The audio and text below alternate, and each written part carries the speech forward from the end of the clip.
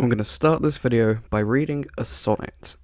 I know it might seem a bit irrelevant, but don't click off the video just because I'm some British guy reading a poem. I met a traveller from an antique land, who said, "Two vast and trunkless legs of stone stand in the desert.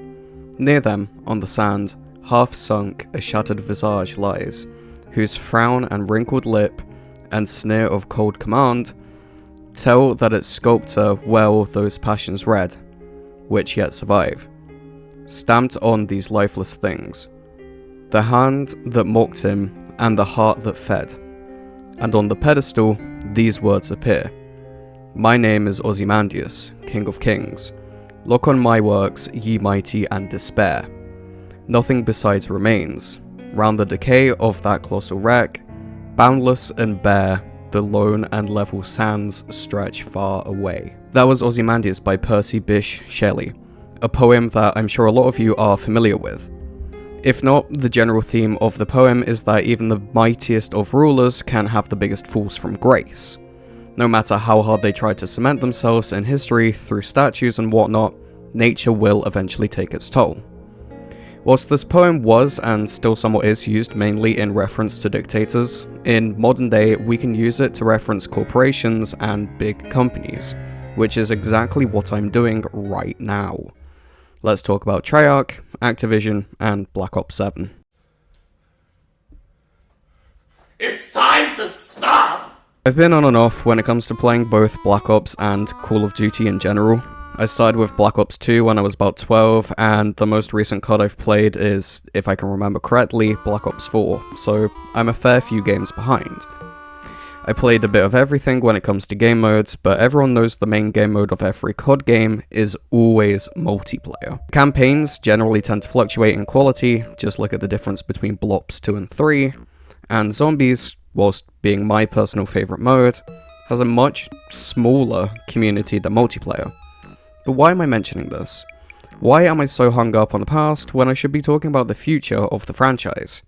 It's because to talk about the future, we first need to talk about the past. When I was a kid, COD was huge. You had YouTubers like Merc Music, FaZe Jev, the one that I probably shouldn't mention by name because he's a controversial figure. The list truly goes on. Nothing, and I do mean it, nothing will be able to replicate how popular COD was back in 2015, 2016 with the release of Black Ops 3, because that game was inescapable.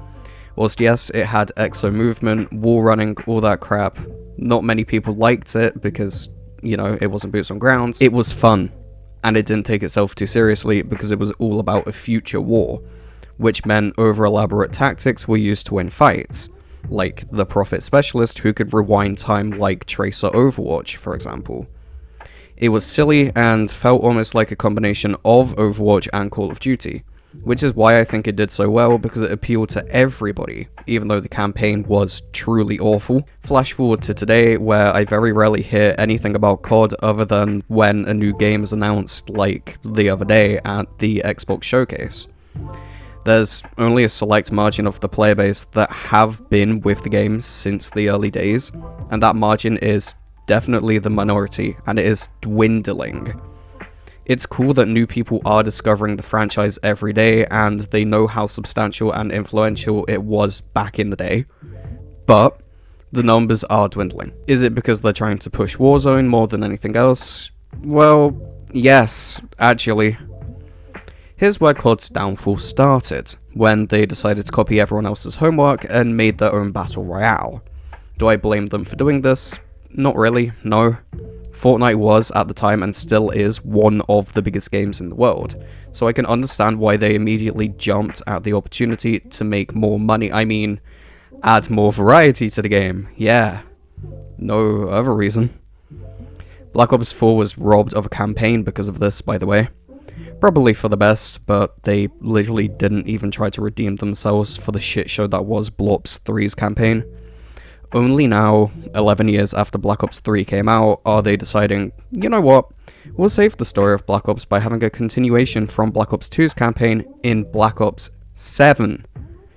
It took 3 more Black Ops games to get to this point, so quite frankly, I don't give a shit about COD anymore because it's taken way too long to resolve things that should have been resolved years ago.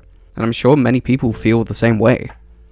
Sure, it's really cool that we get another campaign with Mason and Menendez going against each other again a fair few years in the future in terms of the story, but this is their only selling point. Zombies and multiplayer are gonna be the exact same as before, just with different maps and different weapons, and after just over 10 years, it's now beyond repetitive. If I wanted to play the same game over and over again, then I'd play the same game over and over again, not buy a new one that's fundamentally the exact same as the last one. The only way I can see Blops 7 doing well is if the campaign has multiple endings like Blops 2, while still having a canon ending.